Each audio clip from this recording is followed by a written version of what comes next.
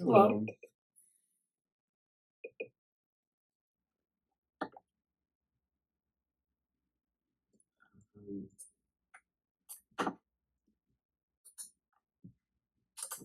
Whoops. How is everyone today? All right. Okay. I had pulled up a little bit. I didn't really get super far with that memory paper you said, but I guess it looks like we're just going to go through the other references anyway, or what did you guys want to do today? Oh yeah, I thought we said yesterday we would go through a few more of the references. I didn't read that paper at all. Oh. Okay. Well, I don't know if there's anything, I mean, I have this here. We were somewhere, we started doing some smiley faces and stuff. I think we were finished here around last time, going through the references trying to, it's a little bit disorganized because we don't have like all these things pulled out necessarily, but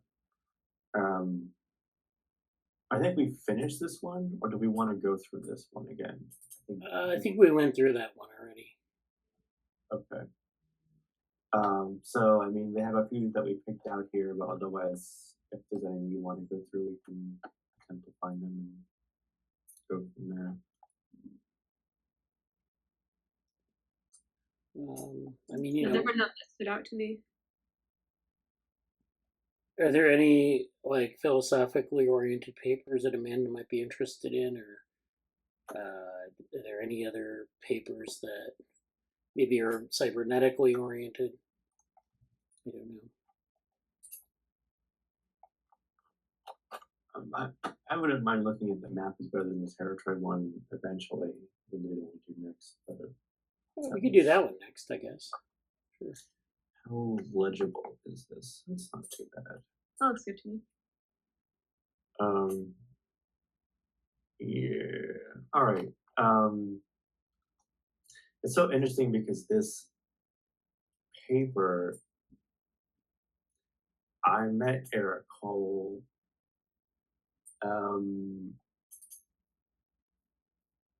shortly after this paper came out, but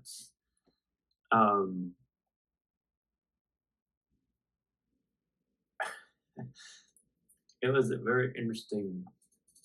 I wish I could find what he was talking about at the event that I was at, because I can't remember specifically. But his work in general is in this space. So I mean, oh, hey Morgan.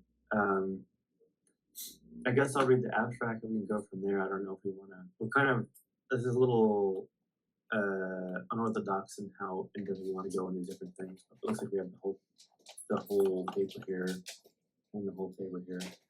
So yeah, why the map's better than territory? Compressed descriptions and at worst leave out critical information and causal relationships. However, recent research applying information theory to causal analysis has shown that the causal structure of some systems can actually come into focus and be more informative at micro scales, or be more informative at macro scales. That is, a macro scale description of a system, a map, can be more informative than a fully detailed micro scale description of a system, the territory. This has been called causal emergence. While causal emergence may first seem counterintuitive, this paper grounds the phenomenon in a classic concept from information theory, Shannon's discovery of the capacity channel. Okay, I'm remembering a bit about this now. I argue that the system has a particular, that systems have, can I just do this? Oh no, I'm just gonna, whoops, sorry. Go away, please. Oh no. I can't seem to get out of this. Okay. That systems have a particular causal capacity and that different descriptions of those systems take advantage of the capacity to various degrees. For some systems, only macro scale descriptions use the full causal capacity. Interesting point. These macro scales can either be coarse grains or may leave the variables and the states out of the models, exogenous or black boxed, in various ways, which can improve the efficacy and the informativeness via the same mathematical principles of how error correcting codes take advantage of an information's channel capacity. The causal capacity of a system can approach the channel capacity as more and different kinds of macro scales are considered. Ultimately, this provides general framework for understanding of how the causal structure of some systems cannot fully be captured by even the most detailed microscale description. So, because I've been looking at a lot of complexity related stuff recently, I don't think he uses the word. Okay, he does. He goes causal emergence. But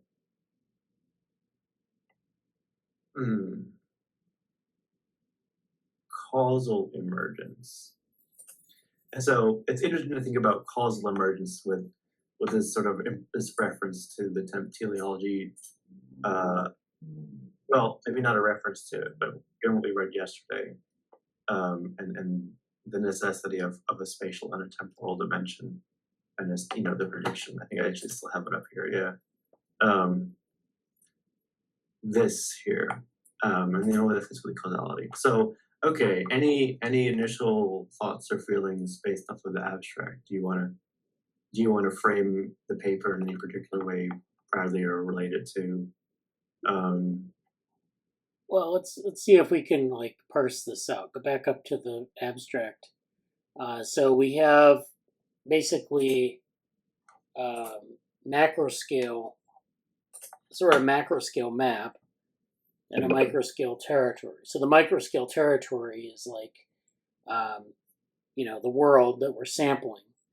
The macro scale map is like the model. I'm thinking in terms of the Good Regulator theory. So we have this correspondence between the map and the world, and we want to make the best map possible. But this is then he talks about channel capacity, which I assume is this analogy of the mapping between the map and the territory. So it's like if you have the world, you have to model it somehow. And then he kind of moves from channel capacity to causal capacity. I guess the causation is the thing that gets mapped. So if you're mapping things in the world, you're saying that you can understand things in the world. You have these set of causal relationships that get represented in the map. Maybe he's thinking more in terms of micro and macro scale phenomena. But anyways, this is how I'm kind of thinking about this. Now, that means that in the macro scale or the map, you get this, you can see causality more clearly than if you look at the micro scale or the territory. So I don't quite know what that relationship. I guess he gets into it in the paper, but it I guess these macro scales can either be coarse grains or may leave variables and states out of the model in various ways, which is what models do. You don't gather all the information from the world. You represent things as you can observe them, as you can kind of intuit them or sort of infer them, but you don't have that information. Like in black boxes, and we talked about black boxes and gray boxes and white boxes last time, which can improve the efficacy and informativeness of the same mathematical principles of how error-correcting codes take advantage of an information channel's capacity. So it's interesting, but I'm not quite clear on how you end up with this causal emergence in the map, if that's indeed what's happening, because of basically error correcting codes. I guess the idea is that the map is somehow better than the territory. I guess that's the name of the paper. But like, yeah, I don't know like what kind of real world system that looks like. Or sometimes, if we think about the Good Regulator theorem, I mean, the assumption is that you have these homeomorphic mappings between the system and the world. So basically, everything in the if something is well regulated or a good regulator, the map should be very, very close to the empirical world, the territory. You should be able to model any kind of change or any set of states that exist there. And what he's saying is that this map can actually be better than the territory. But I guess this is under specific conditions where these things hold true. So yeah. Go ahead, sorry. Well, he gets into, like, in the introduction, he talks about how he, like, gets to this conclusion. So go ahead and say. I want to first is a point of display. Like, is this way of viewing stuff okay in terms of how you guys can see it? Oh yeah, this is good. Like, does that pretty much come for us? Okay. All right.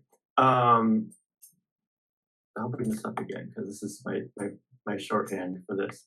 It's so interesting to read this paper after the one from yesterday, and I know my mind. I'm fully admitting that I'm overly stuck in this paper right now. But it's so interesting to think about that in terms of even comparing it to the EGRT, which is sort of kind of saying this, one-to-one, the best model of a cat is another cat kind of a thing, and but it's sort of like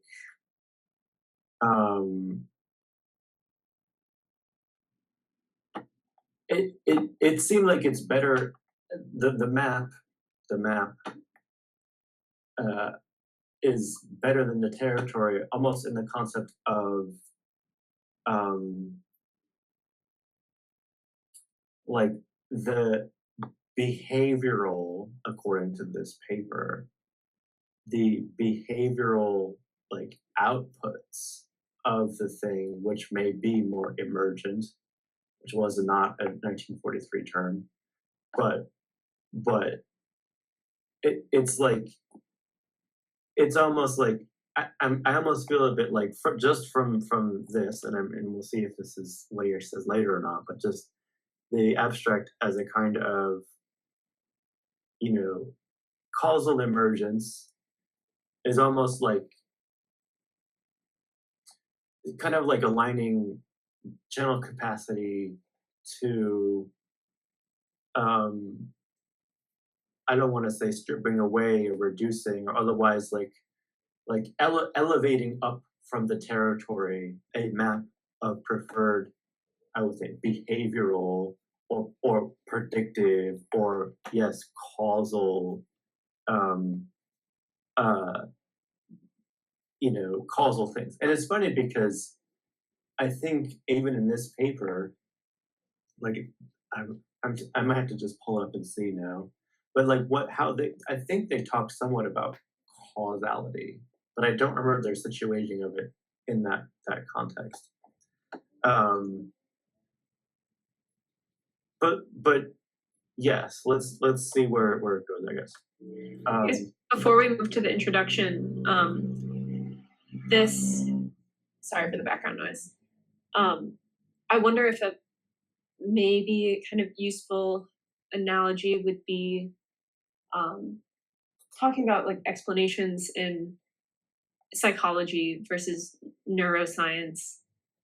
Like, would causal emergence be the right way to describe using psychological terms, like in an explanation, like, this person did X because they had this desire, like they performed this action because they had this desire, as opposed to their brain did this because their brain did that.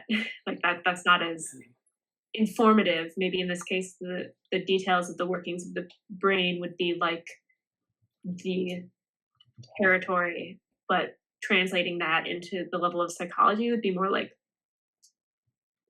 articulating the map. I don't know yet if that's a useful way of thinking about it. Yeah, I think you might be onto something, because immediately after I stopped talking, it popped into my mind of sort of the mapping between genes and proteins. It's a similar thing where you have like genes that are, there's a language of like, what is in a gene, and then we know that proteins represent more in terms of like tissues and things like that. So it's like there's this sort of assembly when you go up to a different scale that is, kind of a different language. It could be, more functional, at least in terms of the way we kind of can relate to these things. I mean, obviously you could have a neural description that if we knew more about neuroscience, we could say, oh, this is a good description of, because we're kind of biased towards behavior, but, but yeah, I guess that those kinds of relationships are, I think, maybe examples of this. Now, I mean, I guess the problem here is that still, is the macro scale a map? What does that mean? Is it like the outcome of the territory? I mean, it's like if we use the genes, proteins analogy or the neuroscience behavior analogy, if there's something going on in the brain, that's the territory, and then the map is the behavior. Or if the genes are the territory, the proteins are the map. So, maybe that's true. I guess that's one way of looking at that. It'd be interesting. I guess people have kind of used that kind of that way of thinking about it. But yeah. Right, because thinking about going from like the psychological level to the neurological level, that is maybe like a classic case of trying to give a reductive explanation. Yeah. But this would be trying to go the other way. And this paper is arguing that going the other direction is maybe more useful. Yeah. But like, is it just more useful, or is it better for particular reasons? That's where the argument seems to be from information theory, and that's I have to read the rest of the paper. Yeah. Here we go. And feel free to like skip it or jump around. Might not read all the part, but for the introduction, we can do that too. Debates over the causal role of macro scales in physical systems have been so far unresolved and qualitative. So the causal role of macro scales in physical systems is up for debate. One way forward is to consider this issue as a problem of causal model choice, where each scale corresponds to a particular causal model. So causal models are those that represent the influence of subparts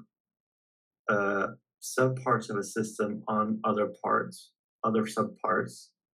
or over the system as a whole. The causal model may represent transitions like Markov chains, or may represent the influence or connectivity of elements such as circuit diagrams, directed graphs, Bayesian networks of interconnecting mechanisms, neuron diagrams. Using causal models in the form of networks of logic gates, actual causal emergence was previously demonstrated, which is when the macro beats the micro in terms of the efficacy and formative power of this calculation.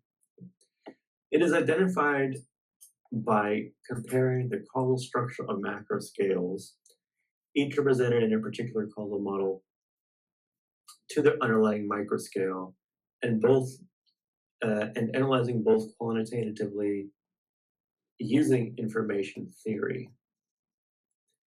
Here, it is revealed that causal emergence is related to a classic concept in information theory, channel capacity.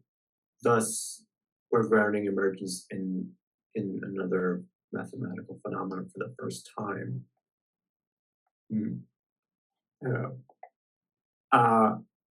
There's natural but unremarked upon connection between causation and information theory. Both causation and information are defined in respect to the non-existence. Causation relies on counterfactual statements, and information on unsent signals. While their similarities have not been enumerated explicitly, it's unsurprising that a combination of the two has begun to gain traction. Causal analysis performed on a set of interacting elements or state transitions, causal model, and the hope is that information theory is the best way to quantify or formalize these interaction transitions. Here, this will be advanced by a specific proposal that the causal structure should be understood as an information channel.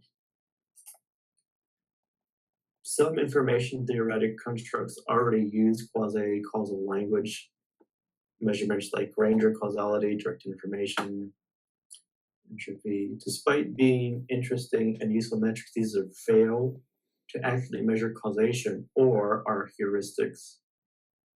One difficulty is that information theory metrics such as mutual information are usually thought to concern statistical correlations and are calculated over some of the observed distribution. However, more explicit attempts to tie information theory to causation use Pearl's causal calculus, which is 2000. This relies on intervention formalized at the Dweck's operator, the distinctive aspect of the causal analysis, the intervention of a system. Interventions set a system or variable in causal models into a specific state, which facilitates the identification of causal effects of that state on the system by breaking the relationship with this observed history. One such measure is called effective information, introduced in 2003, which assesses causal influence of one set of a system or another. EI represents quantification of deep understanding as defined by Pearl, knowing not merely how things behaved yesterday, but how they will behave under new hypothetical circumstances. For instance, it's been shown that EI is the average of how much each state reduces the uncertainty about the future of the system. Is the average of that. Yeah. As we'll see here, oh, sorry. Oh, no, I'm just walking through it. Keep going.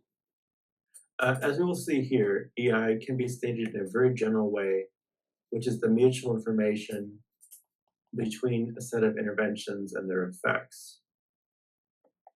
This is important because the mutual information's understandability and its role as the centerpiece of information theory. Additionally, metric can be addressed at different scales of a system. Others have outlined similar metrics as the information theoretic causal power in 25 and information flow in 2008, which was renamed causal specificity. However, here EI is used to refer to the general concept, the mutual information after interventions or perturbations, because of its historical precedence, along with its proven link to important models, to important properties of causal structure in the previous use of it to demonstrate causal emergence. Okay, so first, EI is formally introduced in a new way based on Charlie inventions. Its known relationships to causal structure is explored, and then its relationship is to mutual information is elucidated, and then finally we measure its use to demonstrate how systems have a particular causal capacity that resembles an information channel's capacity, which different scales the system take advantage of to different degrees, where each scale is really causal model. Okay. All right.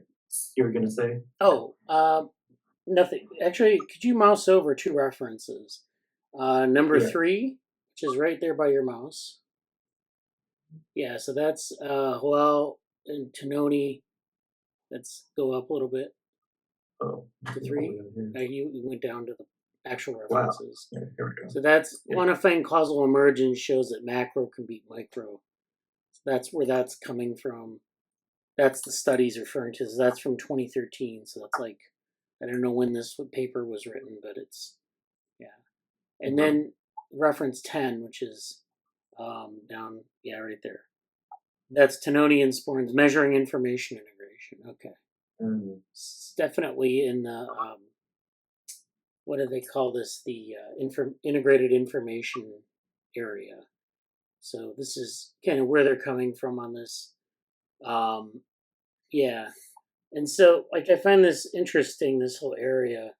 It's the Judeo-Pearl work on causality, where, you know, you're looking at not only the states and their sort of capacity, but their capacity to reduce uncertainty, which I found interesting when you read that, because, you know, it's like if you had a model that had 5 states, but those 5 states were so predictive of the system that they basically were absolutely, you know, there was no uncertainty, then your model essentially is just as good or better than the world that you're encountering, I guess. And you know that through these sort of interventions where you test the you know, the world, and you see what the potential outcomes are. So if you intervene and you know, see what the potential outcome is if, you know, X perturbs, you know, Y15 and X perturbs Y6, and it's basically the same relationship, you can kind of condense the model down to that one state. So when you model things with that one state, you've captured some behavior of the system that ranges across the many states of the system. So I mean, you know, that's I guess one way to kind of look at the, and it's very abstract, but like one way to look at the relationship between the map and the territory, where the map can characterize basically the entire territory in a compacted way, in a sort of reduced way, as maps do, but has, you know, very little uncertainty. So like a paper map of like the world, you know, it's a reduced representation of the world, right? You have oceans, you have land, you have mountains, and you can put symbols on it that represent those things. So, you know, there are a lot of states in the world. There are different types of mountains. There are different types of, you know, oceans of different levels of salinity, lakes with no salinity. You can represent them all using the same set of symbols or a subset of symbols. And you can basically give enough information so that the map is pretty close to the territory, at least at first glance. You know, you don't have to worry about, you know, maybe if I'm really interested in knowing differences in salinity in the bodies of water, then it doesn't help me. But like if I'm just interested in, you know, reducing that territory to a set of symbols, maybe differentiating just enough so that we, you know, most people will be satisfied, then that map is just as good as the territory, despite it being a very reduced representation. And I think that's maybe what he's getting at there. I don't know. Yeah, that answers a question I had, very high level question of like, what are they doing in that introduction? Are the details trying to explain what would make a map better than the territory? Yeah. It seems like, yeah, the answer is yes, and that was very helpful. Thank you. Yeah.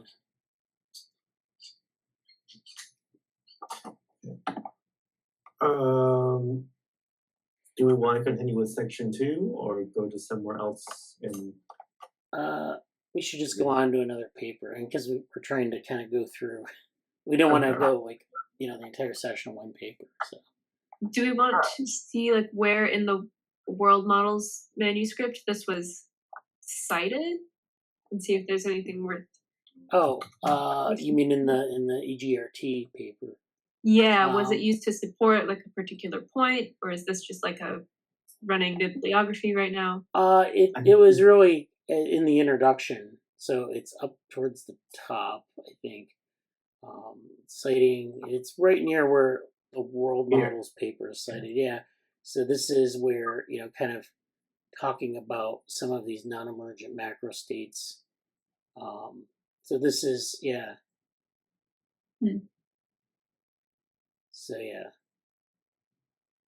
Okay. But,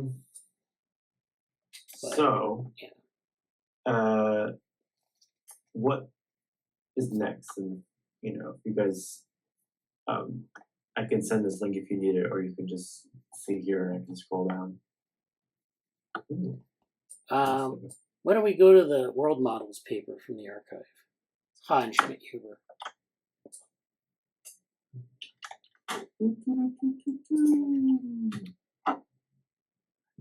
Yeah.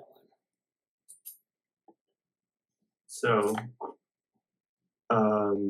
world model sounds like a kind of like a old school video game almost. The quick abstract goes: we explore building generative neural network models of popular reinforcement learning environments. Our world model can be trained quickly in unsupervised manner to learn a compressed spatial and temporal representation of the environment. By using features extracted from the world model as inputs to an agent, we can train a very compact and simple policy that can solve the required task.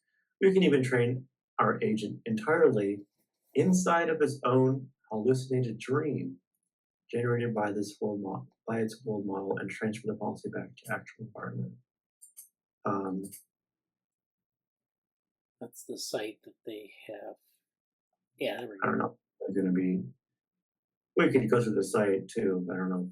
Yeah, that would be good. Actually, it's probably more accessible. A little more. Yeah. So this is the world model from Scott McCloud's Understanding Comics. And you have a guy riding a bicycle. It's a comic of a guy riding a bicycle in 2 dimensions. And then he's dreaming of a bike rider, but it's even more abstract. And so that's the sort of the way that you think about, like, a model which is like this reduced representation. So you have that reduced representation, but the idea is that it has a lot of the properties of the bike rider, the essential properties. So why don't we read this part down here about humans developing a mental model? Because it cites J. Forrester, yeah. Of the world based on what they're able to perceive with limited sense. This is based off of this internal model. J. Wright Forrester described this as the image of the world around us, which we carry in our head, is just a model. Just like Camelot, it's just a model. Nobody in his head imagines all the world, government, or the country. He has only selected concepts and relations between them and uses to represent a real system. Which I know this is a tangent, but I'm just gonna say this, and I'm gonna sound a little like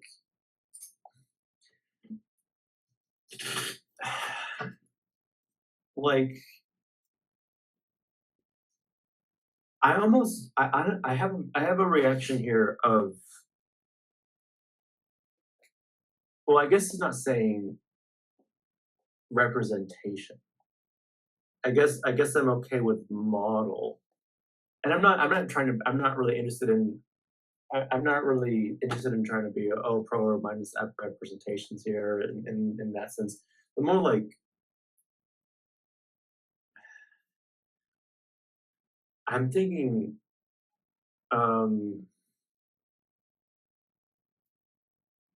It's less of a model. Like I don't really feel like I'm modeling the world.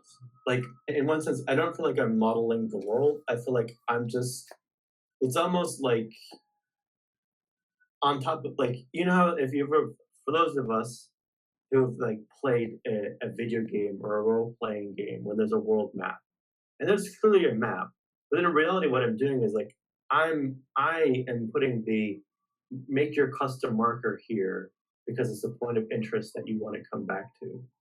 Like I and this isn't really where the paper's going, so and this is sort of a tangent thing, but in my mind I'm sorting out this sort of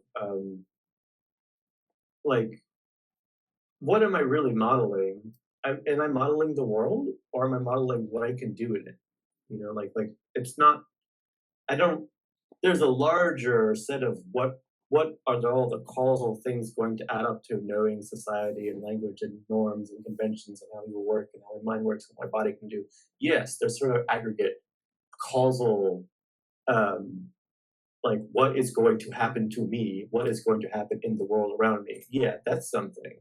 But at the same time,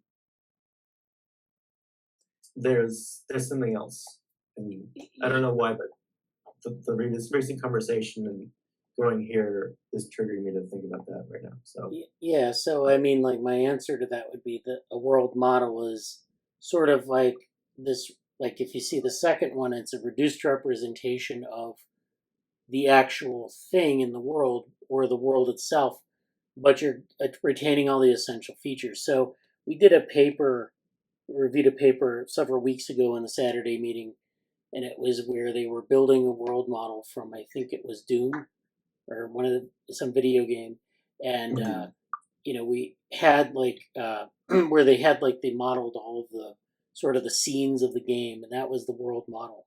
So you have all of the like action that you need, and you can basically figure out from those action slices, what to do in any given situation. So there isn't any like there shouldn't be a lot of ambiguity when you like see something that you've never seen before. You don't have to see it at full resolution, say, or you don't have to have like every single scene represented, but you need to have the things that kind of like if I have a specific scene, it might be a combination of different um, you don't have to have directions to that place and then get the full representation. You just need to have like enough parts to be able to recognize it. So in a learning system, you would have like that reduced representation maybe of like the shapes and patterns of the world, maybe the directions and how to get to those places. And from that, the system can recognize, oh yeah, that's what that is, because it's like the only alternative.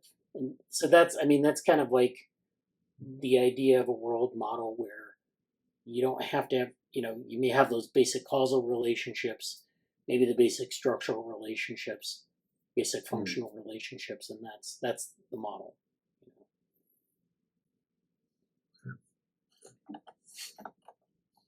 oops.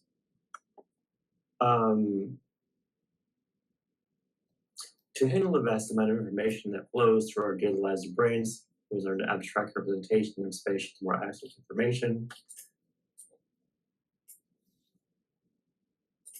I wonder if it's just because I've reread the paper, but now I'm kind of enjoying like spatial and temporal aspects feel like this constant throwback to the 1943 paper. Oh yeah. It maybe isn't really, but yeah. We're able to observe a scene and remember the abstract descriptions thereof. Yes. What is this one? Oh, okay. Another one here. Evidence also suggests we perceive any given moment governed by our brain's prediction of the future based off internal model. Okay. One way of understanding a predictive model in our brains is that it might not be just about predicting the future in general, but predicting future-centered data given our current motor actions. Sensory motor time. We're able to instinctively act on this predictive model and perform fast reflexive behaviors when we face danger, without the need to consciously plan our course of action. Ecology of fear. And here we go with the baseball example that we talked a lot about, I think, yesterday. Although that was catching, this is, Yeah. hitting this ball. acting on their predictions of the future, not need to consciously roll out possible future scenarios to forward the plan.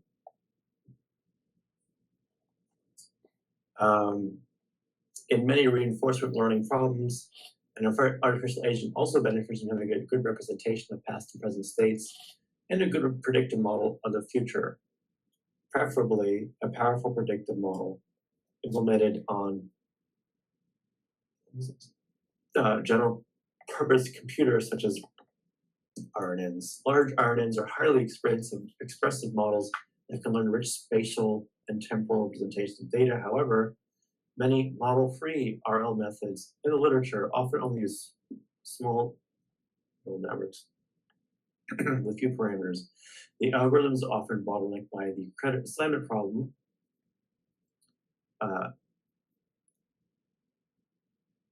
So this tackles the problem of figuring out which steps cause the resulting feedback and which steps to credit for playing for the final result, which makes it hard for traditional RL algorithms to learn millions of weights of a large model. Hence, in practice, smaller networks are used as they iterate faster to good policy during training. So we'd like to be able to use these RNNs, a large RNN, and train it efficiently. Backpropagation can be used. In this work, we look at training a large neural network to tackle these tasks by dividing the agent into a large world model and a small controller world. So we first train the model to learn a network. We train a large neural network to learn the model of the agent's world in an unsupervised manner, and then train a smaller controller model to perform the task using the world model. A small controller lets the training algorithm focus on credit assignment problem on a small search space while not sacrificing the capacity and expressivity of a larger world model. By training the agent through the lens of the world model, we show it can learn a highly compact policy. Oops, sorry, I thought I was going to say something. Okay. So in this article, we combine several key concepts for a series of papers. With more recent tools, let's look at this briefly. Reinforcement learning possibility.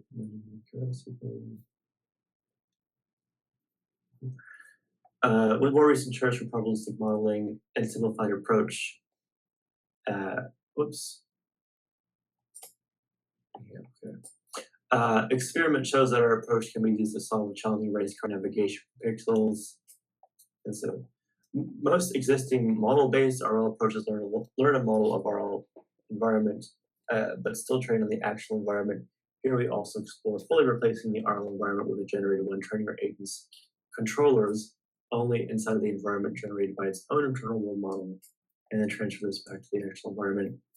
To overcome the problem of agent exploiting imperfection of generated environments, we adjust a temperature parameter for internal model to control the amount of uncertainty of the generated environments. We train an agent's controller inside of a noisier and more uncertain version of a generated environment and demonstrate that this approach helps prevent our agent from taking advantage of the imperfections. And we discuss other things later. Do we want to talk about any of these, like? We'll just go up to the agent model, so that they're using this. We'll just read the figure. At each time step, our agent receives an observation from the environment. This is the vision model, comes in from the image. Okay. The vision model encodes the high-dimensional observation into a low-dimensional latent vector. So it takes the scene and it encodes it into this latent vector, which is, of course, the variability of the scene. Then the memory RNN integrates the historical codes from the latent vector to create a representation that can predict future states. The small controller uses the representations from both V and M to select good actions. Then the agent performs actions that go back and affect the environment. So it's basically the vision model creates a latent space. The memory RNN basically is the predictive aspect. The controller uses both of those representations to select good actions. This is kind of like their version of the good regulator theorem in a way, but not really. It just gives you this sort of good, and this is reinforcement learning. So this is where it's selecting some policy based on these two encodings. And then the agent performs actions that go back and affect the environment. So it's like the feedback. So basically the vision and memory are working together to inform the reinforcement learning model that select the policy that is the action that the agent will perform. That's basically, and then of course the RNN has to be small because there is a credit assignment problem in reinforcement learning. So that's what I'm getting out of the paper. I was wondering if you could go up a little bit. There was a paper where there were a bunch of citations. There, and go down to reinforcement learning in Markovian and non-Markovian environments. This is no, damn it. Well, we can get the title and look for it. I don't even know if you can find it online, but 1991. It's a Schmidthuber classic apparently. Okay, yeah, we can actually maybe. Okay, there we go. All right.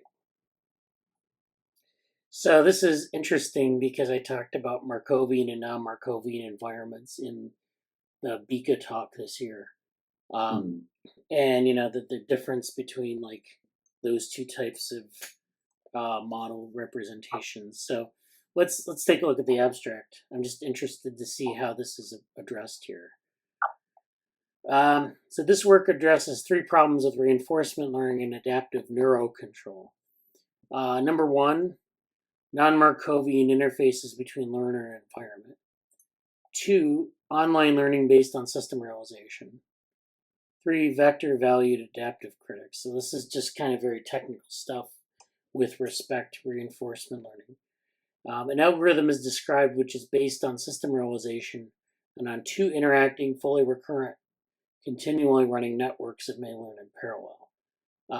And then it says problems with parallel learning are attacked by adaptive randomness. If we go to the introduction, he says at any given time, an agent with a non-Markovian interface to its environment cannot derive the optimal next action by considering its current input only. So non-Markovian is where it has a certain temporal structure to the problem. So like a Markovian interface is where there's random intervals between things, or sort of these stochastic intervals. And a non-Markovian model is a different type of interval that a Markovian model, because of its sort of stochastic nature, can't handle. So this is the thing I kind of explored a little bit in the paper that I wrote for Bika, is this relationship between the Markovian and non-Markovian world, different types of stimuli or different types of worlds that you might encounter. Some worlds can be modeled with something approximating a Markovian model, of course, but some, when you go into a situation in certain aspects of the world, they're decidedly non-Markovian. So you have to make that distinction. I find that interesting. I think that's just an aside for right now, but I didn't know this existed. And it does look like a Schmidthuber classic because it's A, old, and B, it's very technical. So we can move on to something else. Okay. There's basically 10 minutes left for today. So we can maybe look at something here. And also, I think we should think about what we want to do next time, too. Daisy will. I think we know what that is. But anything else we want to take a quick glance at that we're seeing here? Nothing in particular. For next time, we can do the memory paper. We can, if it's okay with you guys, get back to normal kind of theme of the group. Not that this isn't very relevant. Yeah. No, I had that pulled up a little bit. Yeah. Let's see. Okay. There's one actually I wanted to look at here. Actually, there are a lot of, how about this illusion of state and state space models? I don't know if that's going to be really technical or not, but where is that one? That's Merrill, Petty, and it's down Merrill. Yeah, there. I don't know if this is going to be like. Yeah. Let's take a yeah. So this is this is another. I think this is from probably like a NeurIPS. No, it's ICML from 2024. So this is an ICML paper. It's on the archive. So this is where you have okay. So state-space models, or SSMs, have emerged as a potential alternative to transformers. Okay, so this is where you have state-space models and transformers, and they're thinking about state-space models as these sort of discrete models, or state-space models are used a lot in control theory, where you look at different aspects of discrete states. Okay, one theoretical weakness of transformers is that they cannot express certain kinds of sequential computation in state tracking. So this is, of course, like we think of transformers as being part of large language models, but there's certain types of sequential computation that they can't handle very well. And they can't also handle state tracking. So they show an example of chess here in figure 1. So this is where, they're kind of looking at different types of sequential problems. And I guess the result here is that state-space models can also not handle the same types of sequential problems that transformers demonstrate a weakness for. So, but do SSMs truly have an advantage over transformers in expressive power for state tracking? So this is the thing they're trying to do, is when an algorithm is expressive, it means it can give a wider range of answers. That's basically what they're trying to figure out. Surprisingly, the answer is no. Our analysis reveals that the expressive power of S4, Mamba, and related state-space models is limited very similarly to transformers. So this is something that, and again, transformers can be used for something like a large language model, but they're this class of sequential problems that it can't handle very well. And I guess maybe that's not expressive enough. So let's see, meaning that SSMs cannot solve simple state tracking problems like permutation composition, which you can see in chess. It's kind of like putting together different permutations. So like maybe thinking multiple steps ahead is basically the problem. That's kind of a problem. And then, and consequently are provably unable to accurately track chess moves with a certain notation, evaluate code, or track entities in a long narrative. So this is where in a large language model, you're generating tokens one at a time, but you're not tracking like if you have characters in a story, in a plot of a book of 200 pages, it can't like go back and track through that. That's basically the problem. So to supplement our formal analysis, we report experiments showing that S4 and Mamba indeed struggle with state tracking. Thus, despite the recurrent formulation, the state in common SSMs is an illusion. S4, Mamba, and related models have similar expressiveness limitations to non-recurrent models like transformers, which might fundamentally limit their ability to solve real-world state tracking problems. Moreover, we show that only a minimal change allows SSMs to express and learn state tracking, motivating the development of new, more expressive SSM architectures. So this is, again, where they have this problem where transformers can't do certain types of sequential learning. And then they think, well, state-space models will maybe help us out of this. And state-space models are also found to be lacking. And so this is an interesting kind of problem that, I don't know what the solution is going to be. Okay. Sorry. That's not what I wanted to do. Okay.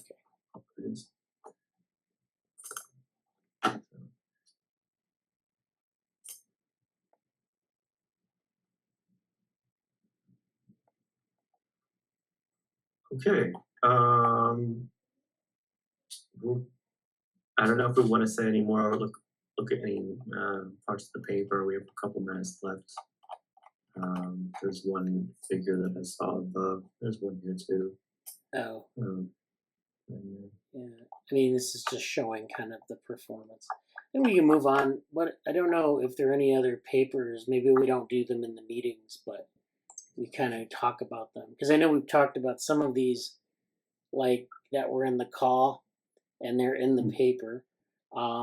We don't have.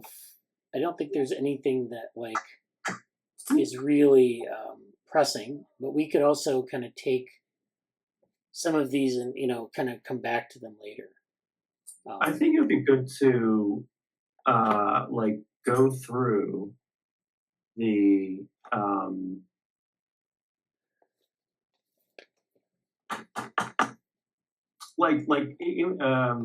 I was going to mention a few, but even someone like the Adam Saffron one specifically, I think would be good to kind of do that. I actually heard back from Adam. I thought he was in Boston, but he's not currently in Boston at this time. Okay. So he's not like at Tufts right now. Oh. Physically anyway, but maybe in the future.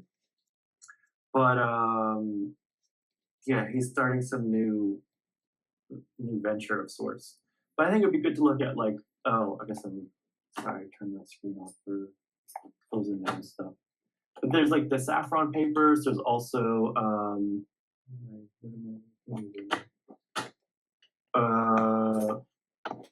there's also these ones. Put this over here. So it's like some of these Saffron papers. Yeah. I think it would be useful to do, and then also, like I was gonna look at the goal directness one. There's also just one I mean, we should go over that paper, but we did that yesterday, so good for us. Like all of these, the Rosenbluth ones, Saffron ones, maybe even Alicea one, and the second order cybernetics one too. Like these seem like, I'll like, I don't know. I'll highlight. Ooh, it's kind of obnoxious green, but yeah, I mean, like these are things that at least I'm gonna look at, even if it's just I can scout them. I'm kind of writing the teleology purpose stuff right now, which is kind of a fun thing. So maybe I'll at least look at them. They're not. I guess they are sort of germane to the reading group, but we don't actually have to do them. But if one or any of us scouts them and sees them as like relevant, maybe they can be on the list after the Bergson paper. The Bergson paper did look really good though, so I think we should definitely do that next time. Yeah. Sounds good. Yeah. All right. Yeah, I think that's still in the chat somewhere, but yeah. Okay. Thanks everybody for tonight. This is fun as always, and I'll see you next week. All right. Thanks. Talk to you soon. Talk to you soon.